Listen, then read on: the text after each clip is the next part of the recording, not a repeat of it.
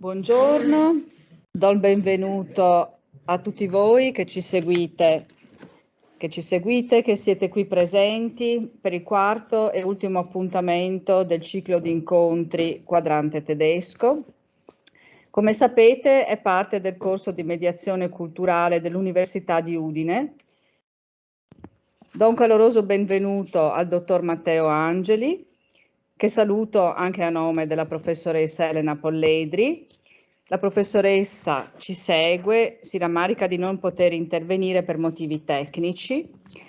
Matteo Angeli conosce molto bene le istituzioni europee, in particolare il Parlamento europeo, presso il quale lavora. Proviene ed è cresciuto in una regione che ha un'intensa storia di interazione con il mondo tedesco, il Trentino Alto Adige. Giornalista e saggista, il tema del nostro incontro è il ruolo e il peso della Germania nel Parlamento europeo. La Germania è tra i paesi fondatori dell'Unione Europea. Dopo la riunificazione tedesca è il paese più rilevante per estensione, per PIL, per popolazione. Ha dunque un ruolo primario nel continente europeo e nell'Unione Europea. Si è spesso detto che la Germania è un gigante economico. Farei partire la conversazione da quello che può osservare dalla sua posizione privilegiata nel Parlamento europeo. Vorrei sottolineare che il dottor Angeli interverrà in questa sede esprimendo le sue opinioni e i suoi punti di vista a titolo personale e non in rappresentanza del Parlamento europeo. Bene, Matteo.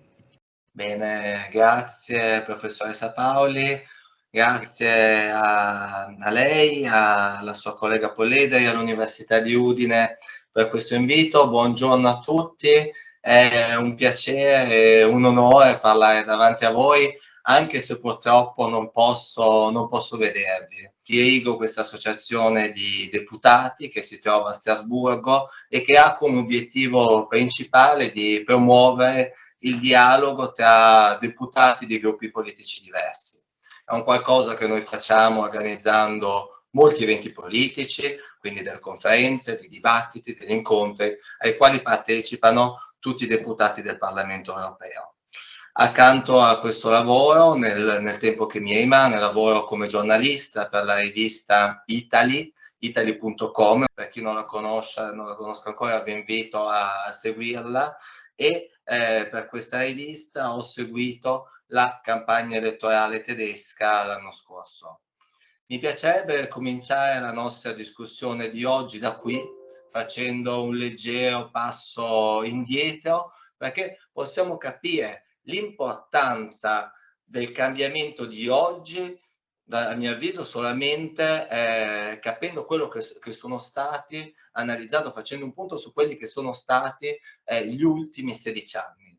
L'anno scorso si è concluso il cancellierato durato ben 16 anni di Angela Merkel e si può senza dubbio dire che durante tutti questi anni che ha passato al governo, lei è stata uno dei leader più influenti in Europa. Anzi, si potrebbe addirittura dire che è stata una delle figure femminili più importanti nella finora breve storia d'Europa.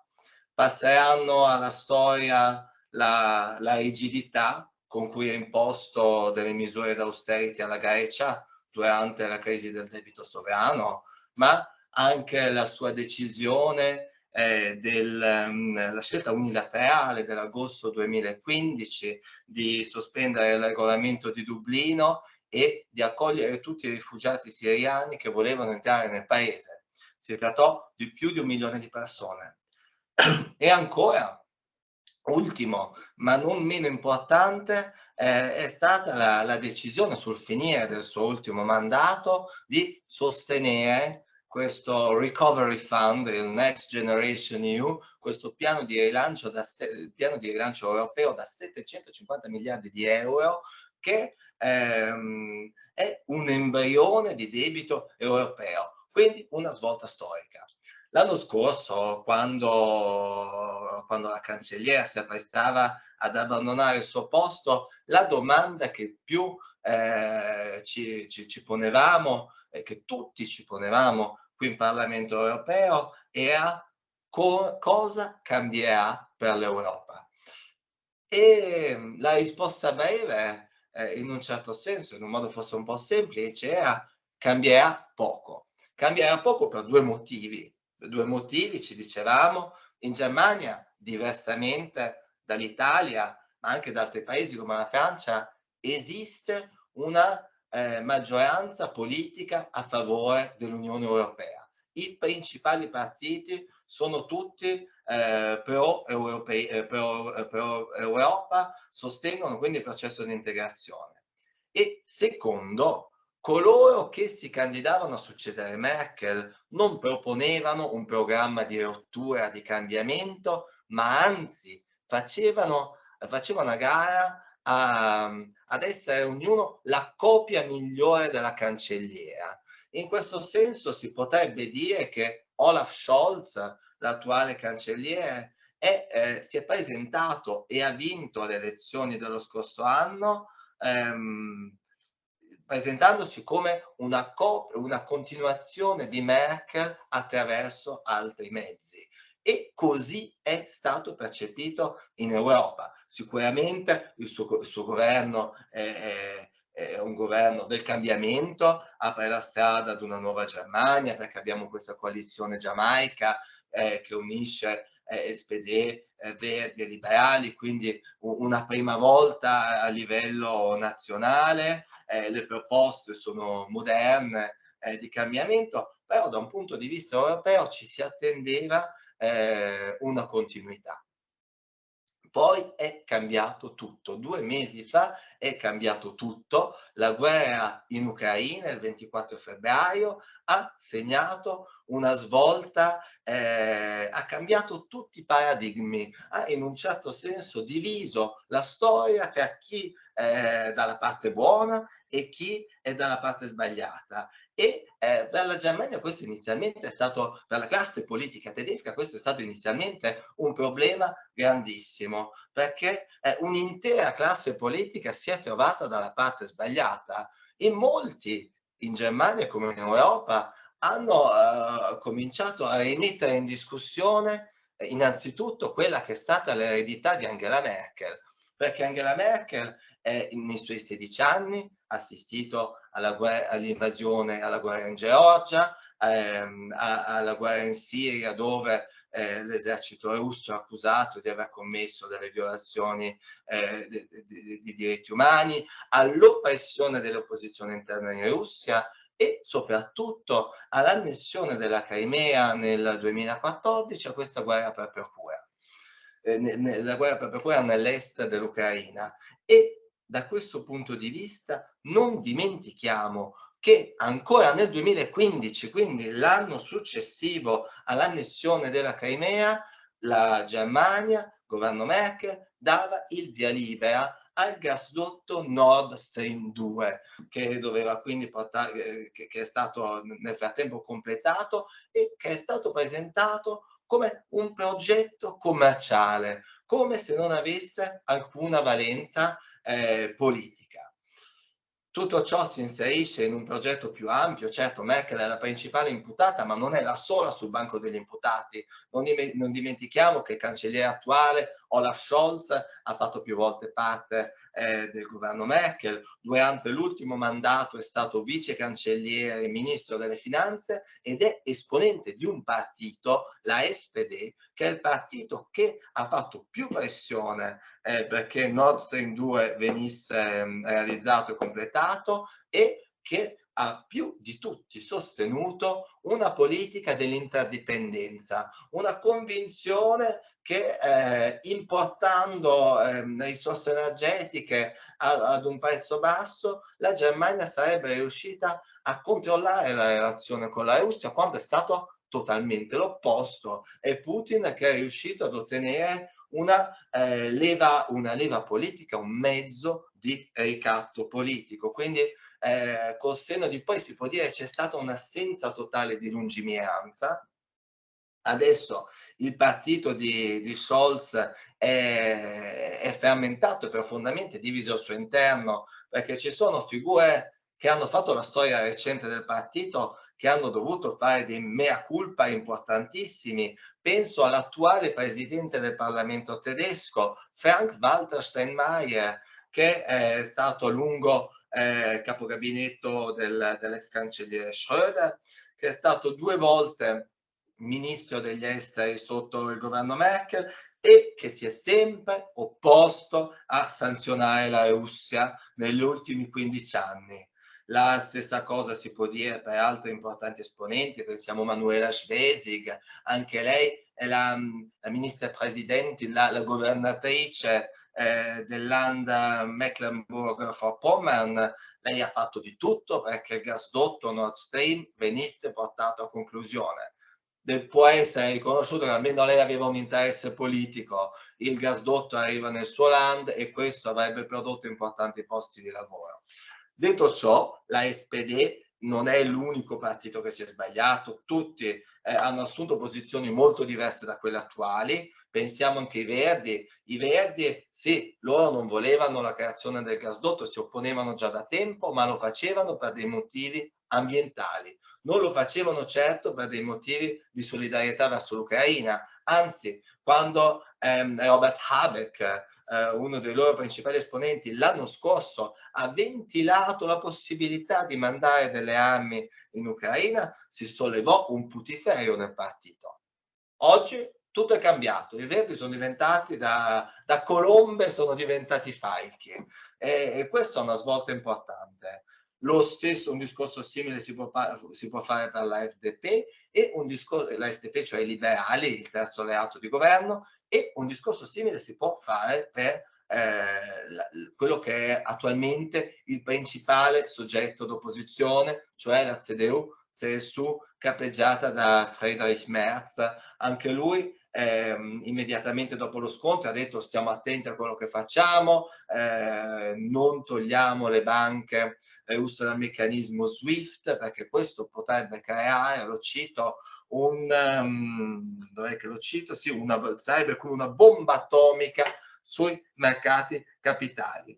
Quindi per la Germania e per l'Europa questa guerra ha cambiato, abbiamo detto, i paradigmi e in un certo senso mi permetto di ripetere una battuta che è stata fatta l'altro giorno da un deputato europeo che era uno dei nostri eventi e prendetela con le pinze, è stata una battuta.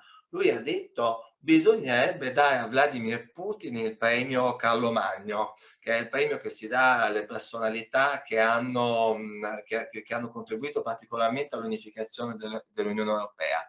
È una battuta, ma c'è qualcosa di estremamente vero.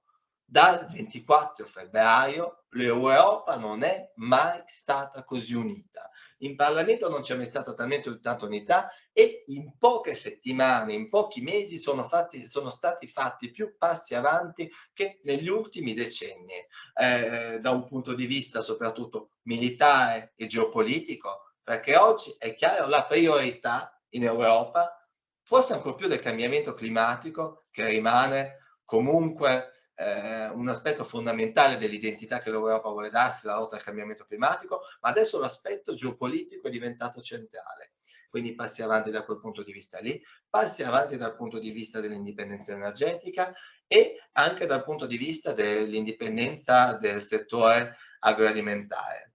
Ci sono state tante prime volte, ad esempio è stata adottata per la prima volta questa direttiva sulla protezione temporanea dei rifugiati, una direttiva che consente quindi a chi viene in Europa e fa domanda di asilo di ottenere subito l'accesso ai servizi sociali, alle scuole, la possibilità di ottenere immediatamente un impiego. Quindi si velocizza e si rende più facile e più consistente l'accoglienza dei rifugiati dell'Ucraina.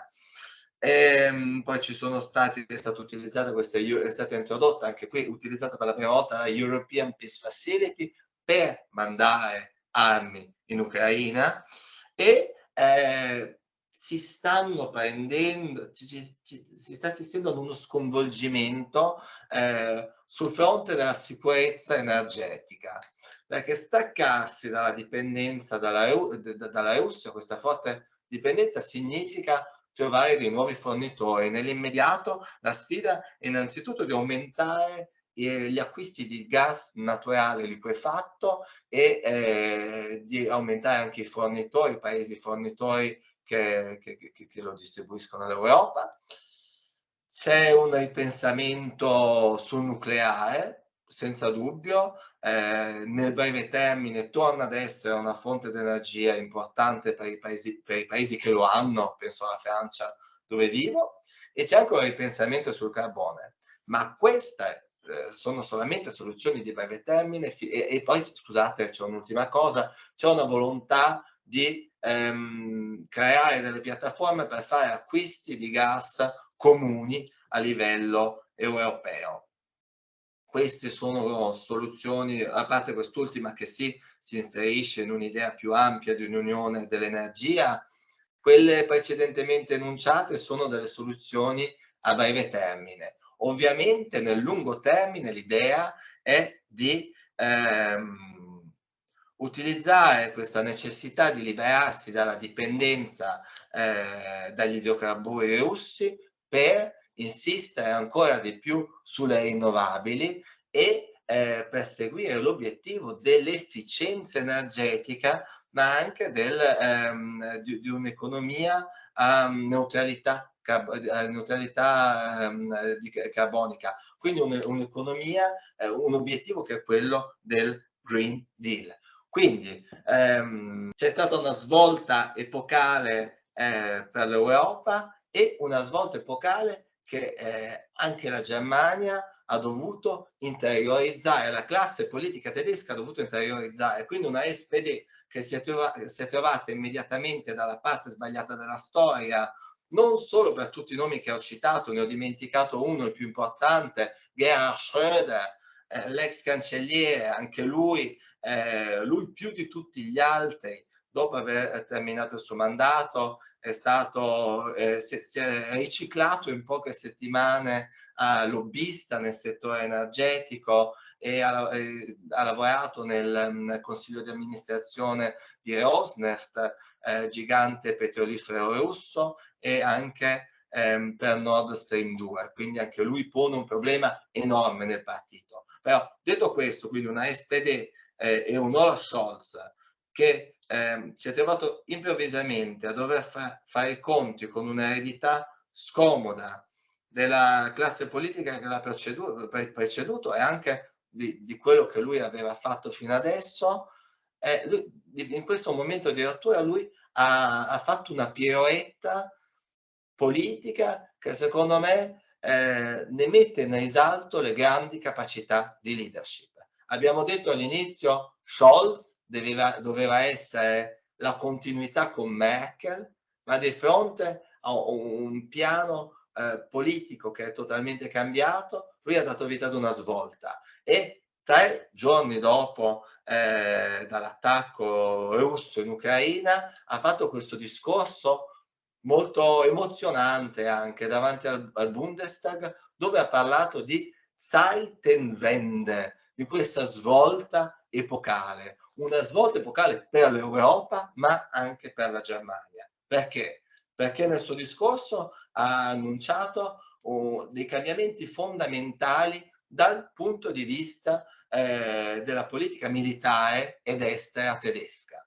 Ha annunciato un piano d'aiuti da 100.000 miliardi, 100.000 miliardi, sì, per rendere più forte l'esercito tedesco, che è tradizionalmente debole, storicamente debole.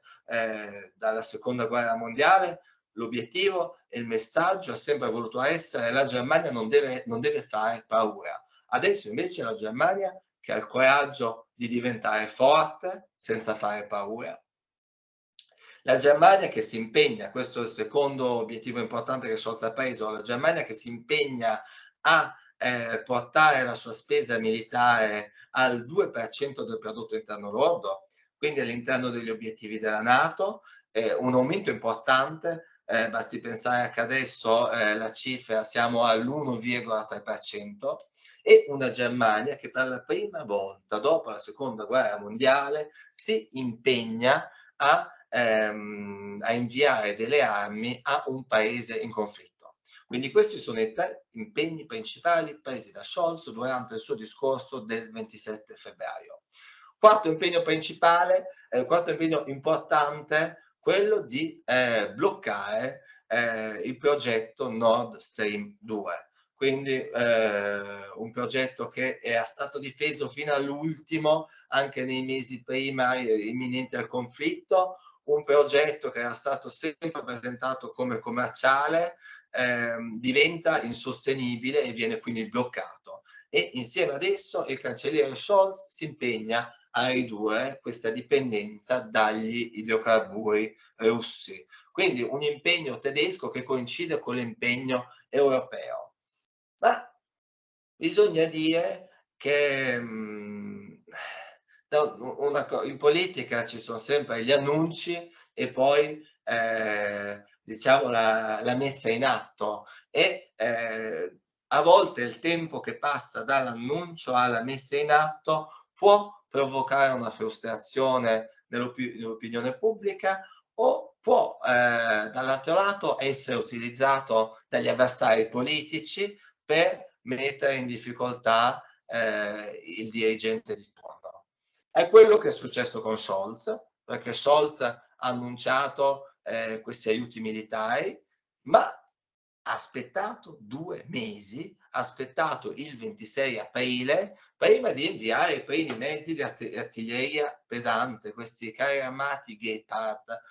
Sono 50, li ha inviati il 26 aprile e li ha inviati in seguito ad una forte pressione dell'opinione pubblica, perché c'è stata la guerra, c'è stato le rivelazioni su Bucha, quindi sui terribili crimini contro l'umanità, e lui ancora temporeggiava perché ha voluto, il suo obiettivo è sempre stato, lui l'ha detto, dobbiamo evitare che la nostra risposta faccia più male alla Germania che alla Russia. C'è poi l'aspetto degli idrocarburi, anche lì è vero, è stato bloccato Nord Stream, ma in quanto alla riduzione degli approvvigionamenti dalla Russia è stato fatto, i critici almeno dicono, la Germania finora non ha fatto abbastanza, ma questo è comprensibilissimo perché la Germania dipende enormemente dalla Russia per quanto riguarda il suo approvvigionamento energetico, è uno dei paesi che più dipendono dalla Russia da questo punto di vista, anche e soprattutto a causa delle scelte politiche di cui abbiamo parlato prima, scelte politiche che vanno avanti praticamente dalla fine della guerra fredda, perché non va dimenticato, qui oggi si tenta di rispondere a una domanda che ci si poneva già 30 anni fa: come si può avere una relazione distesa con la Russia? Chiusa la parentesi, quindi dicevo, una Germania che è molto dipendente da un punto di vista energetico, il 50% del carbone che utilizza viene dalla Russia, il 34% del petrolio viene dalla Russia e il 55% del gas viene sempre da questo paese. Quindi una Germania che ha fainato, uno Scholz che ha fainato, nonostante anche i suoi alleati gli dicessero fai qualcosa, fai di più. Ad esempio i Verdi dicevano bene, facciamo un embargo sul carbone e sul petrolio, e soprattutto facciamolo sul petrolio perché dei 3 idrocarburi che ho citato, questo è quello che permette alla Russia di guadagnare di più. Quindi se noi colpiamo la Russia da quel punto di vista lì, le difficoltà economiche saranno maggiori. Va da sé che l'obiettivo non è di infliggere una difficoltà economica per il semplice gusto di farlo, l'obiettivo è di portare la Russia al tavolo negoziale, di fargli capire che questa guerra è troppo costosa per essere continuata. Quindi cosa può essere aggiunto su questo? Su questo si può dire, e questo è interessante, che la Bundesbank ha pubblicato a fine aprile questo documento dove diceva ha stimato un po' il costo di un embargo, e un embargo degli idrocarburi, e si dice che questo costerebbe una riduzione del 5% del PIL tedesco. Quindi si tratterebbe senza dubbio di una depressione dal punto di vista economico importante, un calo della produzione importante, ma non troppo differente da quello che c'è stato durante la pandemia, perché nel primo anno della pandemia il PIL è calato del 4,6%. E questo in un certo senso, secondo me, ci aiuta a capire qual è la risposta che dovrebbe esserci, che è attesa adesso a livello europeo e anche a livello tedesco. La Germania ha avuto questo calo nel 2020 e si è ripresa benissimo. Perché? Si è ripresa benissimo perché non ha rispettato la regola dello Schwarze-Null. Scholz in quel momento era ministro delle finanze, quindi è stato uno degli artefici di questa politica di bilancio espansiva, e perché è stato fatto questo Recovery Fund, questo piano di finanziamenti europei. Oggi si attende la stessa cosa di fronte ad una crisi dell'economia che pare essere inevitabile a causa di molteplici aspetti. Il caro energia sì, ma anche le spese legate all'accoglienza, le spese legate al rafforzamento della macchina militare. Ci si attende sia in Germania che in Europa un nuovo slancio dal punto di vista della spesa, quindi un piano per rilanciare l'economia, così come è stato fatto dopo il Covid. Per il momento questo piano non è ancora sul tavolo. Scholz continua ad essere criticato, è criticato anche perché non è voluto andare a Kiev, mentre molti capi di Stato sono andati. Lui ha detto che in un'intervista ha detto non voglio andarci perché, adducendo il motivo che il presidente federale Frank-Walter Steinmeier era stato in un certo senso rifiutato. Quando lui si era proposto di andarci, gli ucraini avevano detto no, Steinmeier comunque si è macchiato in questi anni di una politica troppo vicina alla Russia, e quindi può venire in quanto può venire,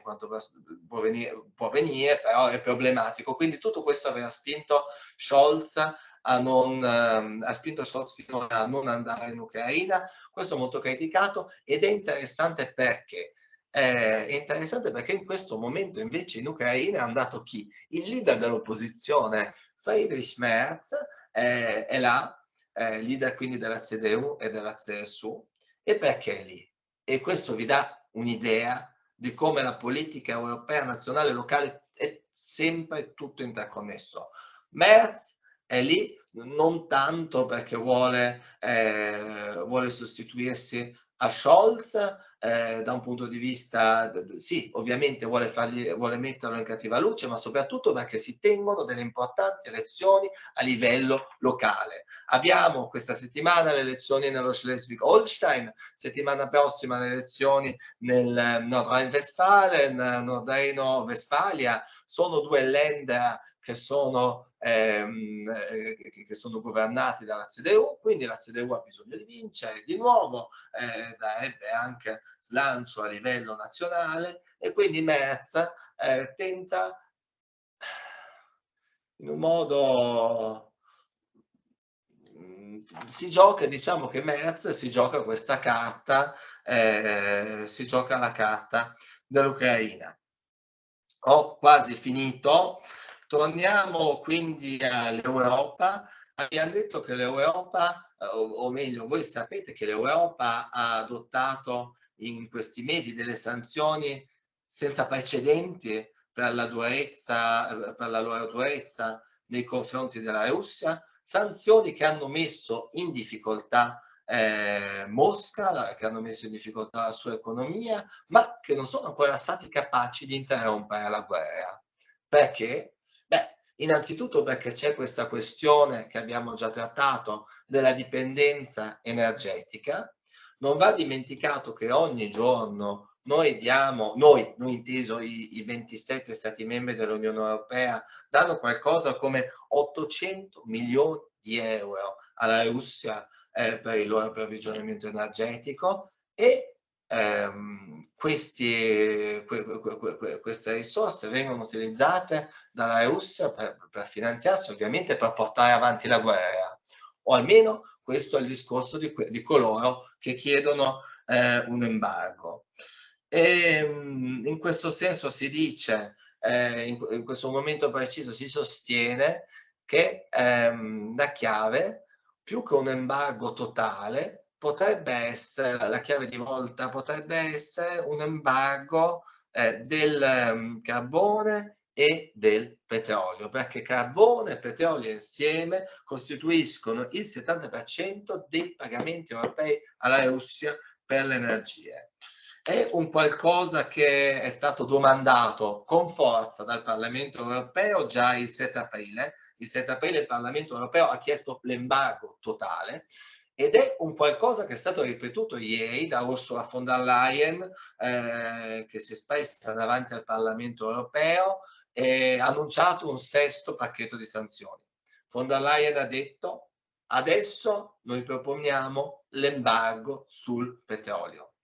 Scusatemi, non ve l'ho detto, l'embargo sul carbone è già stato introdotto con il quinto pacchetto di sanzioni, quindi carbone c'è già l'embargo, petrolio è stato proposto adesso, è stato proposto ieri da von der Leyen e si è stato la quale ha detto: cerchiamo di eliminare gradualmente questa fornitura russa di petrolio greggio entro 6 mesi e quella di petrolio raffinato entro un anno. Ci saranno delle eccezioni per 2 paesi, l'Ungheria e la Slovacchia, perché dipendono praticamente interamente dalla Russia per quanto riguarda i loro rifornimenti. Per questi 2 paesi si dovrebbe dare un tempo maggiore di uscita dalla dipendenza, quindi si prevede una fine della dipendenza entro il 2023. Non è detto che funzioni, perché questo pacchetto proposto da von der Leyen adesso deve essere approvato dai governi e non è detto che funzioni, perché si dice già che Ungheria e Slovacchia potrebbero mettersi di traverso e chiedere delle tempistiche più lunghe. C'è anche la Repubblica Ceca che non è totalmente d'accordo.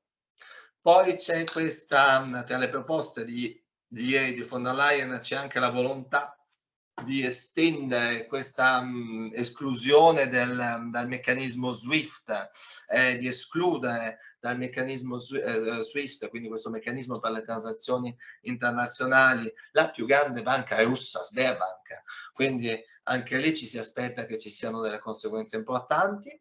E terza, ma non meno importante, anche la decisione di bloccare tra i grandi emittenti russe che contribuiscono a una diffusione di quella che è definita propaganda.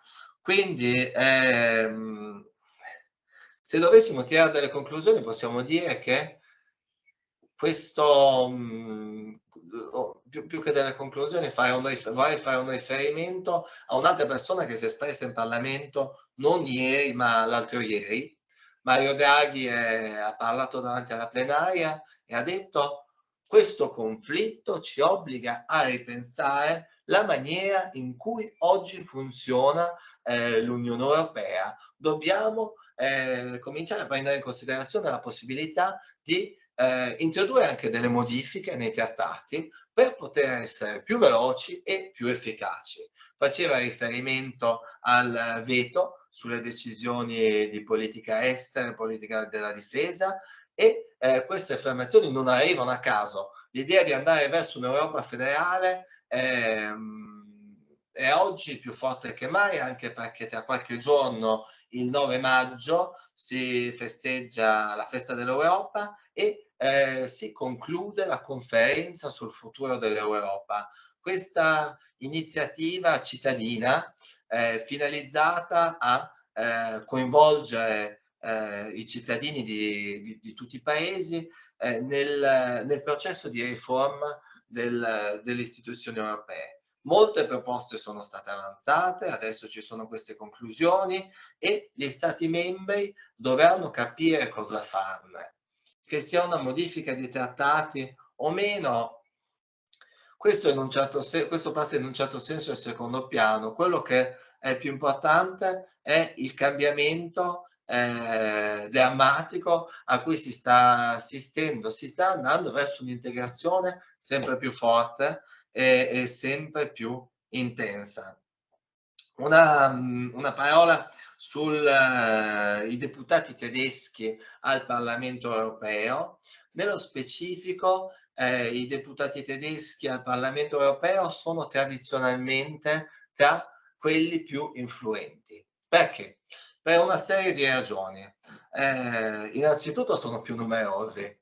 La Germania può contare su 96 deputati europei, su 705. Quindi fate i conti, abbiamo 27 Stati membri, la Germania ha la quota del leone. E questi 90, poi abbiamo detto, come abbiamo detto prima, la Germania è un paese dove c'è una maggioranza politica fortemente europeista e quindi in Parlamento europeo i gruppi politici che contano di più sono quelli europeisti, più di sinistra, di destra, di centro, ma quelli che hanno voglia di portare avanti il progetto europeo perché fortunatamente abbiamo ancora una maggioranza solida da questo punto di vista. I nazionalisti sono messi, sono ai margini e per il momento decisamente ininfluenti. Quindi i tedeschi contano, vi dico la cifra, hanno 30 deputati nel PPE, che è il gruppo politico più importante, centrodestra, 16 deputati nei socialisti e democratici, 7 deputati nel gruppo Renew Europe e 25 deputati nel gruppo dei Verdi. Questo fa già la maggioranza dei deputati che hanno a disposizione sono in gruppi politici europeisti. Poi ci sono dei numeri più piccoli nell'identità e democrazia, nella sinistra, quindi nei gruppi meno importanti, più ai margini, più nazionalisti, però la grande maggioranza dei deputati tedeschi sono pro Europa. C'è un terzo aspetto che è anche molto importante: i deputati tedeschi spesso hanno fatto più mandati, sono dei deputati che hanno una lunga esperienza, non sono stati eletti durante questa legislatura, spesso non sono stati eletti neanche durante la legislatura passata, quindi sono lì da molto tempo e hanno una grande esperienza e conoscenza dei meccanismi e quindi una capacità maggiore di influenzarli.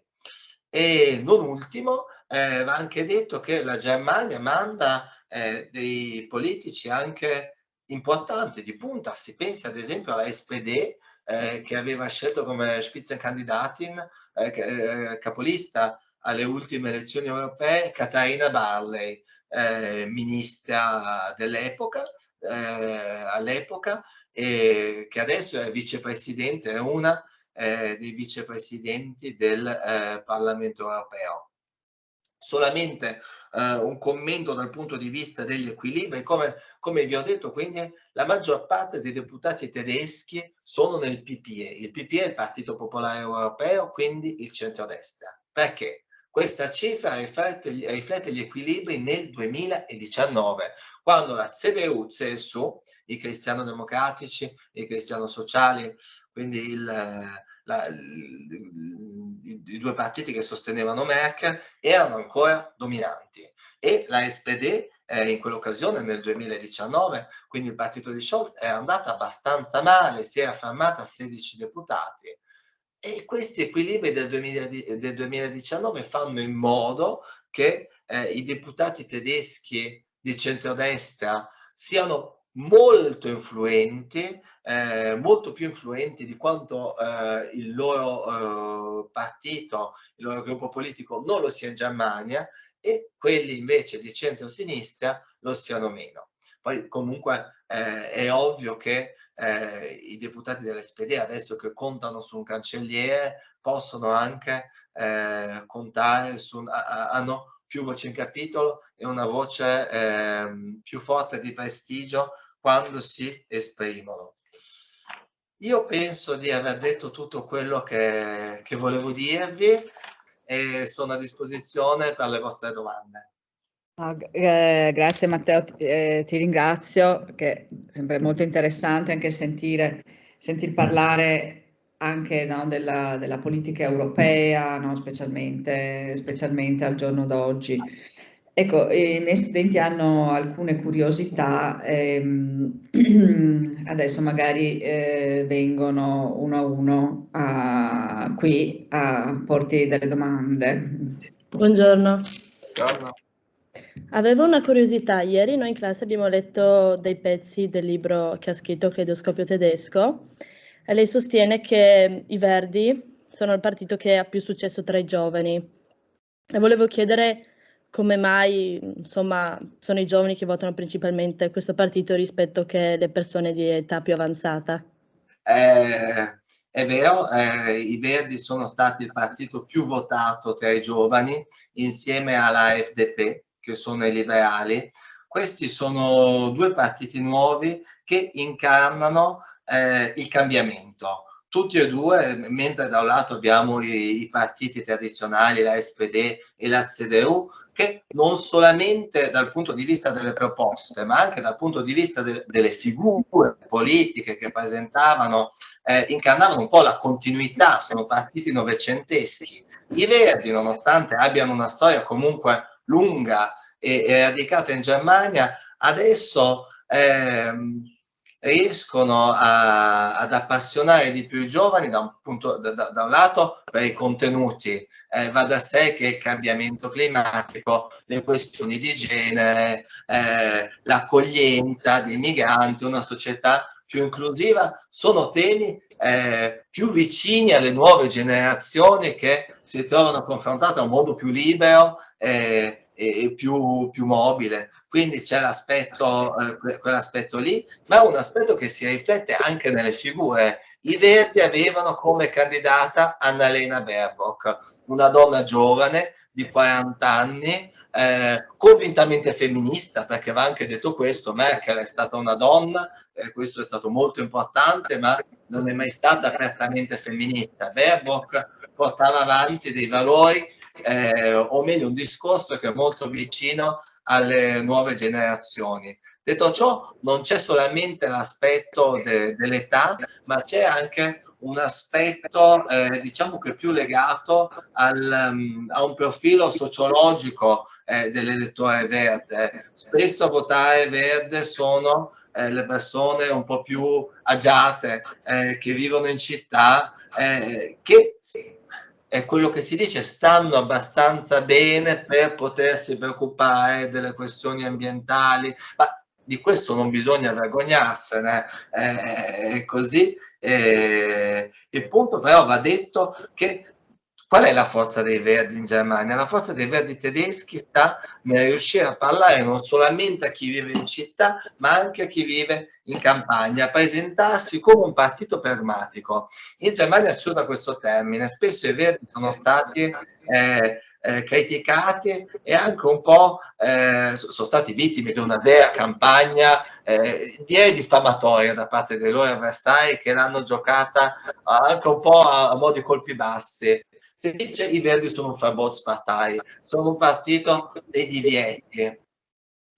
Sì e no. Io penso che un giovane capisce che dobbiamo cambiare alcune cose, vietare, quando tu vieti una cosa perché questo è nell'interesse comune, non è un divieto, ma è un qualcosa di necessario. Lo stesso discorso si può fare con il distanziamento sociale, con tutte le cose. Quindi loro, in modo molto pragmatico, stanno cercando di offrire una visione nuova anche dal punto di vista economico, quindi non solo decrescita, ma piuttosto una crescita coerente con gli obiettivi climatici, una crescita più sostenibile, una crescita più inclusiva, ed è anche quello che vuole fare l'Unione Europea. Da questo punto di vista, anche se Ursula von der Leyen, la Presidente della Commissione, viene da un partito di centrodestra, il suo programma è stato influenzato in maniera incredibile dai Verdi, perché i Verdi hanno un'egemonia dal punto di vista del pensiero. Quella cosa lì che loro propongono è inevitabile e gli altri dovranno accodarsi. Quindi io penso che la sfida del cambiamento climatico è anche una sfida che dà speranza, e forse i giovani, in quanto anche più capaci di accogliere questo messaggio di speranza, hanno scelto di dare fiducia ai Verdi. Non abbastanza, secondo me, ma si rivota tra 4 anni, quindi potrebbe cambiare presto la situazione. Buongiorno. Salve. La mia domanda è sempre riguardante il partito dei Grünen e in particolare il rapporto interno dell'alleanza risaputa tra i Die Grünen e i Bündnis 19. Infatti nel libro, cioè all'interno di ciò che abbiamo letto in classe, si legge che Joachim Gauck affermò che era Bündnis 19 e che non è mai stato di Grünen, nonostante la collaborazione tra i due partiti. Qual è quindi si sente ancora molto la disparità tra i due partiti, nonostante la propria alleanza, o se può insomma approfondire? Grazie per la sua domanda. Allora, va detta una cosa: in Germania dell'Est i Verdi vanno molto meno forte che nella Germania Ovest. Questo è un dato ancora attuale, quindi quei Verdi lì funzionano un po' meno. Per quanto riguarda la mia esperienza, io ho l'impressione che questa differenza stia venendo meno. La differenza, perché c'è una doppia differenza: da un lato est e ovest, e dall'altro c'erano tradizionalmente da un lato l'ala dei realisti e l'ala invece dei fundis, quelli definiti fondamentalisti. Tutte queste divisioni stanno venendo meno, e questo è anche un segno della forza dei Verdi, perché da quando ci sono stati Robert Habeck e Annalena Baerbock alla guida del partito, due membri dell'ala realista, c'è stata la decisione di mettersi dietro convintamente delle divisioni considerate del passato, per fare del partito qualcosa di nuovo. Quindi io direi la divisione esiste, ma è meno forte. Oggi i Verdi si presentano come un soggetto politico molto unito e diversamente dal passato convinto e desideroso di governare. Questo si vede sulla svolta in seguito al conflitto in Ucraina, la decisione di passare dall'est colombe a falchi e sostenere convintamente la consegna di armi a Kiev è una svolta importantissima. Secondo me, per rispondere ancora alla sua domanda, la divisione esiste meno, e questo è il segno di un partito che è definitivamente maturo e che è pronto a governare, e che sta governando infatti. Grazie mille. Grazie a lei. Buongiorno. Salve. Mi sente? Bene. Ok. Avrei una domanda su Angela Merkel. Ieri abbiamo letto un suo articolo dove assieme a lei veniva menzionata, diciamo, uno dei suoi gesti simbolici, che è appunto mettere le mani a posizione di rombo, per capirci. Esatto. E volevo chiedere se potesse magari soffermarsi un attimo sul significato di questo gesto e sul perché è diventato così distintivo della sua figura. Allora, posso solamente riprendere quello, grazie per la sua domanda innanzitutto, e si dice, ma questo non so se sia vero, Angela Merkel perlomeno non l'ha mai smentito, che inizialmente durante la sua carriera politica Merkel facesse un po' fatica a ad assumere, non sapesse dove mettere le mani in un certo senso. Questa è una cosa tipica dei politici, fate attenzione quando devono fare una foto, la maggior parte tiene le mani un po' così, come se stesse pregando. E lei aveva questa difficoltà, sembrava un po' quello che si dice almeno la ricostruzione, goffa, scordinata, e scelse di assumere, quindi ad un certo punto ha deciso di mettere le mani così a rombo, e questo ne è diventato un tratto distintivo. Ma al di là di questo non credo assolutamente nelle speculazioni che vengono fatte dicendo che sia un simbolo riconducibile a non si sa quale filone di pensiero. Per esperienza, i politici quando fanno una foto o tengono le mani strette o appoggiano le dita come fa Merkel. Nel caso di Merkel si è dato particolarmente importanza a questa cosa qui, anche a parte un po' del personaggio, e quello che è interessante non è tanto il fatto che lei lo facesse, ma il fatto che Olaf Scholz ha saputo utilizzare questo gesto apparentemente ingenuo per appropriarsi dell'eredità politica di quella che è stata una sua avversaria. Olaf Scholz, senza dire niente, perché il riferimento a cui faccio nel libro ad un'intervista muta per lo Zeit, cercatelo online, vedete la foto, lui senza dire niente ha presentato un programma politico di continuità, è riuscito ad imporsi meglio di Armin Laschet, che Armin Laschet era l'erede scelto da Merkel. Scholz è riuscito ad imporsi come suo successore, nei modi, certo, non nei contenuti. Scholz è un socialdemocratico, e per quello il titolo del libro, il titolo non del libro, del capitolo è Il cuculo nel nido di Merkel.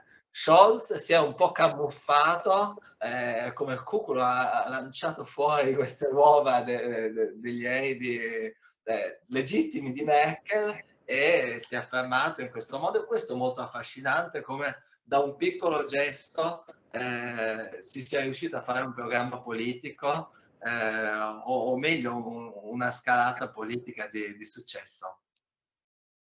Grazie mille. La sua domanda? Sì, assolutamente, grazie. Va bene, grazie. Secondo me sì, la domanda è interessante perché appunto molte volte magari i politici fanno dei gesti o anche inconsapevolmente lanciano dei messaggi, poi un conto è quella che è la loro intenzione, così come i personaggi pubblici, un conto è come viene recepito quello che loro fanno, quello che loro dicono, no? A volte uno dice una parola che magari non vuol dire niente di per sé, e poi se i media vi danno risalto o se comunque ha un certo impatto, no, su chi ascolta o su chi legge, questo può avere delle conseguenze politiche. Wir schaffen das. Quando Merkel disse wir schaffen das, ce la facciamo, sì. la Verdi è diventata sì. mantra, e ancora adesso ci si ricorda di letto a quello. Sì. Ecco, sì, adesso io ho delle domande. Allora, una è questa, riguarda sempre i Verdi, no? Allora, i Verdi sono una forza politica pacifista, no? Sempre molto, molto pacifista.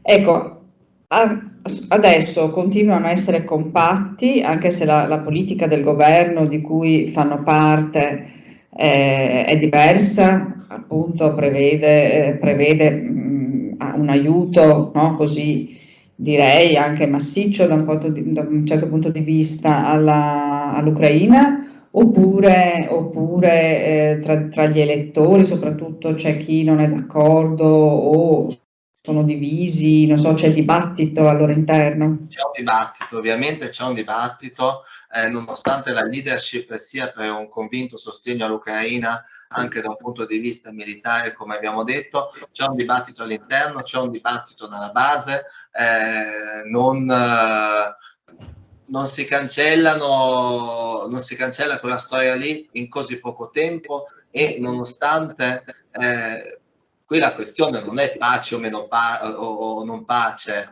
è pace giusta o resa dell'Ucraina. Quindi la leadership dei Verdi si è schierata a favore della pace giusta, che significa anche sostenere militarmente l'Ucraina. Nella base ci sono state delle critiche, Habeck è stato criticato pubblicamente per le sue posizioni, però questo è un qualcosa di inevitabile ed è un qualcosa a cui assistiamo un po' in tutti i paesi, in Italia in maniera forse ancora più forte. Il politico è obbligato a trovare un equilibrio e anche a spiegare perché la guerra in Ucraina non è solamente la guerra dell'Ucraina, ma lì si decide il futuro dell'Europa. Mm-hmm. Sì. Volevo dire una cosa, se mi permette, su Scholz e sulle personalità dei politici. Quello che è particolarmente interessante, ho detto all'inizio, è stato criticato in queste settimane perché si dice troppo titubante, lui non fa niente, ma questo è il tipico atteggiamento di Scholz. A volte fare niente è una strategia politica ed è un messaggio politico. Lui durante le elezioni disse, l'ho scritto anche nel libro, non mi candido a diventare cancelliere, non a essere direttore di circo. Quindi lui non è un politico che vuole fare ridere, non è un politico che vuole fare entusiasmare le folle. Lui è un leader e lo sta dimostrando anche in questo senso con una continuità con Merkel. Mm-hmm. Ecco, poi secondo me è interessante la politica energetica dei Verdi, no? Cioè, tu prima hai parlato di quanto sia importante, no? La salvaguardia dell'ambiente, e quindi in che modo loro cercano, cioè, o se quanto cercano di influenzare la politica della comunità europea, la politica energetica in particolare, no? Perché in questo momento è un tasto molto, molto delicato, insomma, un nodo molto difficile da sciogliere. Allora, quello che qualche anno fa poteva essere visto come un pio desiderio di andare verso un'ecologia, un sistema economico più verde, oggi è diventato un destino inevitabile. Quindi in un certo senso la storia sta dando ragione una volta di più ai Verdi. È ovvio che se vogliamo essere meno dipendenti dalla Russia, quel ammanco di energia dobbiamo colmarlo in altro modo. Come ho detto, nel breve termine, il modo in cui questo vuole essere colmato non è totalmente green, ecologico al 100%, ma nel lungo termine l'obiettivo è ancora di più investire non solamente in rinnovabili, quindi con tutti gli investimenti del caso, perché costa tantissimo. La questione delle rinnovabili è innanzitutto una questione di investimenti. Quindi da quel punto di vista lì mi sentite bene, perché io mi sento un po' ok. Da quel punto di vista lì c'è un piano in Germania verranno fatti degli investimenti importantissimi. Già adesso in Germania le rinnovabili occupano una percentuale importantissima del fabbisogno energetico, però c'è da essere onesti. L'investimento nelle rinnovabili non aiuterà a risolvere la crisi attuale, perché quell'investimento prende tempo per dare dei frutti, ma sarà fondamentale per far fronte alle prossime crisi energetiche, perché quella di adesso non è la prima. L'Europa ha scelto l'indipendenza ecologica e l'indipendenza ecologica e energetica, quindi non passeremo da un padrone all'altro, non dalla Russia ai paesi del Golfo, agli Stati Uniti, come si dice. Questa è solamente una soluzione di ripiego. L'obiettivo è ancora più forte, l'investimento nell'ecologia, e in questo senso, forse mi sbaglio, però la sensazione che come c'è stato questo recovery fund che sta entrando adesso e che sarà decisivo per rendere la nostra economia più verde, ci sarà un altro grande piano di investimenti per dare una spinta ancora maggiore. Oggi quello che fa l'identità, che ci rende unici nel mondo non sono solamente i nostri valori occidentali, che quelli sono anche un po' inflazionati, ma per l'amor di Dio sacrosanti da difendere a spada tratta. Quello che ci rende unici è la volontà di essere il primo continente a zero emissioni entro il 2050, di ridurre le emissioni del 50%, del 55% entro il 2030. Questo è l'uomo sulla luna di von der Leyen. Sì, ecco, in questo dibattito appunto per l'approvvigionamento dell'energia, so che c'è chi propone, diciamo, il ritorno al nucleare. C'è dibattito su questo anche in Germania? Sì. Allora, in Germania no. In Germania il nucleare comunque è una questione del passato. Quest'anno dovevano essere chiuse le ultime centrali a disposizione, le ultime centrali ancora attive, ma quello è un capitolo chiuso in Germania. Piuttosto un gran capitolo aperto in Francia. Qui durante l'ultima campagna elettorale tutte le forze politiche da Macron fino all'estrema destra proponevano di creare nuovi reattori nucleari. Solamente la sinistra, che è andata malissimo per altri motivi, anche a causa di un certo euroscetticismo, secondo me la sinistra è andata male.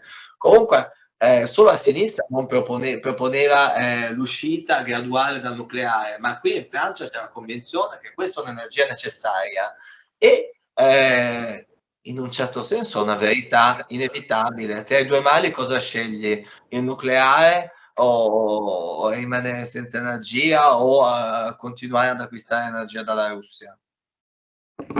Sì, quindi in Europa è un problema aperto quello dell'energia nucleare, mi pare, perché la Germania per tanti anni, no, ha lavorato per togliere le centrali nucleari, ma ci sono adesso, no, delle spinte opposte, quindi immagino.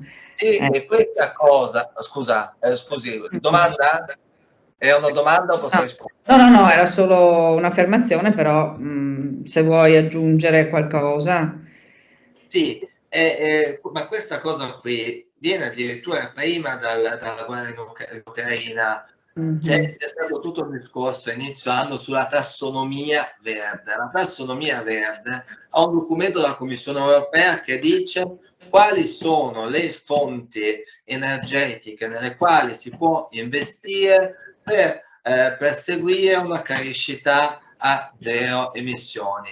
E in questa tassonomia verde erano stati inclusi il nucleare, perché non c'è solo la Francia che fa pressione, ci sono altri paesi che ce l'hanno, e addirittura il gas, perché prima del conflitto si sapeva che la Germania aveva bisogno del gas, era un qualcosa del quale non poteva fare a meno, e quindi adesso non so come le cose evolveranno, ma sicuramente il nucleare è lì e il discorso è aperto e va nella direzione di una tolleranza, se non addirittura un aumento in certi paesi. Ecco, un'altra domanda a proposito del Parlamento europeo, dei parlamentari tedeschi, no? I parlamentari tedeschi fanno riferimento maggiormente, diciamo, alla famiglia politica di cui fanno parte, non so, il PPE, eccetera, oppure più di altri paesi si preoccupano di tutelare gli interessi dei propri elettori nel proprio paese o si preoccupano di tutelare gli interessi del proprio paese? Questa è una domanda molto interessante, è difficile dare una risposta, posso darti un'impressione. Allora, io ho l'impressione che la politica, l'Europa, il Parlamento europeo in quanto soggetto politico stia diventando sempre più politico, scusami la ripetizione, ma nel senso che c'è una forte consapevolezza che si rappresenta innanzitutto il gruppo politico e solo dopo la nazionalità dalla quale si viene. È ovviamente un processo in divenire, è ovvio che i tedeschi difenderanno, tutti i deputati fanno così ed è il principio della democrazia, anche il Parlamento a Roma, il deputato del Trentino fa attenzione che non ci siano leggi che vanno contro gli interessi del Trentino, però sempre di più c'è un'attenzione alla famiglia politica alla quale si appartiene e anche una voglia di rendere queste famiglie politiche immediatamente riconoscibili all'elettore. Si è discusso in questi giorni in Parlamento, e il Parlamento ha votato a favore, della proposta della creazione delle cosiddette liste transnazionali.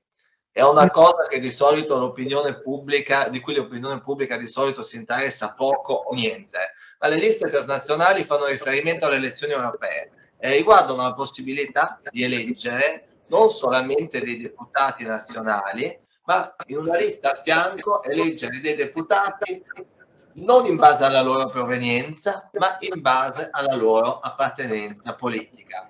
In che modo? Si mette la doppia preferenza, quindi il primo voto tu lo dai al tuo candidato della tua circoscrizione, il secondo voto lo dai al gruppo politico. Secondo il risultato, quindi un risultato proporzionale tra i vari gruppi politici, ci saranno 28 seggi, quindi pochissimo, però già un inizio, 28 seggi che saranno distribuiti su questa base. E questo è interessante perché la gente comincia a capire cos'è il PPE, non è una parolaccia, ma è Partito Popolare Europeo, cos'è SD, Socialisti Democratici. Secondo me la dinamica c'è, poi il fenomeno che tu sottolinei, anche quello c'è, ovviamente c'è una divisione, c'è una tensione, ma si va sempre di più verso un'appartenenza politica europea. Sì, un'ultima domanda. Tu hai detto che la Germania manda nel Parlamento europeo parlamentari, diciamo, di peso politico, di spessore, considerati di spessore e così. Ecco, per loro, una volta che un politico è eletto e fa parte del Parlamento europeo, è considerato questo un incarico, un mandato importante, cioè tendono a essere sempre presenti, a seguire tutto, il loro impegno è notevole, magari anche rispetto a parlamentari di altri stati, oppure... Allora, non parlerò male dei parlamentari degli altri stati, ma parlerò bene dei parlamentari tedeschi. È bellissimo lavorare con loro, gente attiva, impegnata, sempre presente. Quando facciamo delle conferenze rispondono sempre presenti, sono molto bravi. C'è anche la questione linguistica che non sembra banale, è condizione sufficiente ma non necessaria, ma i deputati più influenti quelli che riescono a comunicare con tutti. I tedeschi parlano quasi tutti perfettamente in inglese, e quando tu riesci a comunicare con gli altri è ovvio che riesci a costruire ponti al di là della tua nazionalità e al di là del tuo gruppo politico. Ci sono altri paesi dove molto più l'inglese si mastica molto meno, e tanto parlare del francese. Quindi sì, sono bravissimi, molto impegnati, molto... sai, per riuscire ad ottenere certe posizioni anche all'interno della gerarchia del Parlamento bisogna dimostrare che si lavora su quei dossier. Per essere a capo di una commissione tu devi essere presente, tu devi seguire, tu devi essere apprezzato, stimato dai tuoi colleghi, e i tedeschi hanno tantissimi vicepresidenti, tantissimi presidenti di commissione, tantissimi coordinatori, perché non è mica solo perché sono tanti, anche perché sono bravi, è proprio un altro modo di lavorare. Mm-hmm.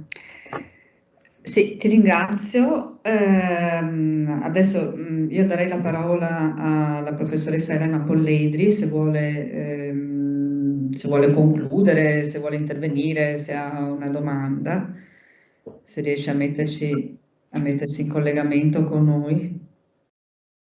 Sì, vi ho ascoltato, ma volevo solo ringraziare perché anche noi abbiamo imparato tanto, insomma, non è usuale che, diciamo, una persona con la competenza del dottor Angeli sia nostro ospite.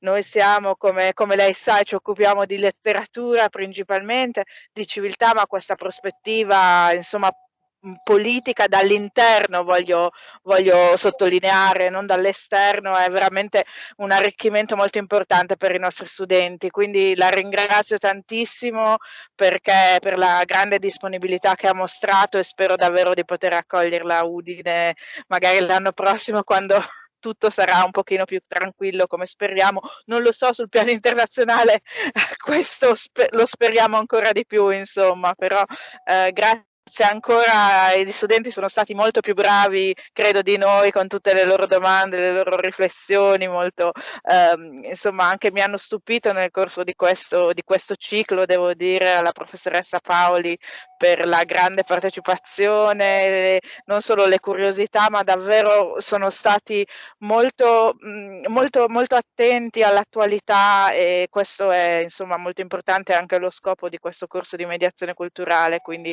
grazie ancora a lei, grazie alla collega Paoli, ma soprattutto ai ragazzi e alle ragazze, alle studentesse, che sono state davvero eccezionali. Insomma, sono molto fiera di questo percorso che hanno fatto, e mi scusi se alla fine dello stesso mi sono soffermata su di loro, però insomma hanno dimostrato di essere, insomma, cittadini europei e cittadine europee. Grazie ancora. Grazie a lei, e con piacere, verrò con piacere a Udine se mi invita. In ogni caso, grazie della vostra attenzione. Grazie anche per questo, per questa Grazie disponibilità. ancora, grazie, arrivederci a tutti. Ciao, arrivederci. Buona giornata, grazie. Arrivederci.